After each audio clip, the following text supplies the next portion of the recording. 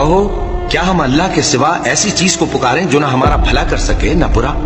और जब हमको अल्लाह ने सीधा रास्ता दिखा दिया तो क्या हम उल्टे पांव फिर जाएं? फिर तो हमारी ऐसी मिसाल हो जैसे किसी को जिन्नात ने जंगल में भुला दिया हो और वो हैरान हो रहा हो, और उसके कुछ रफीक हों जो उसको रास्ते की तरफ बुलाएं कि हमारे पास चला। कह दो कि रास्ता तो वही है जो अल्लाह ने बताया है, और हमें तो ये हुक्म मिला है कि हम अल्लाह रब्बुल आलमीन के फरमाबरदार बने।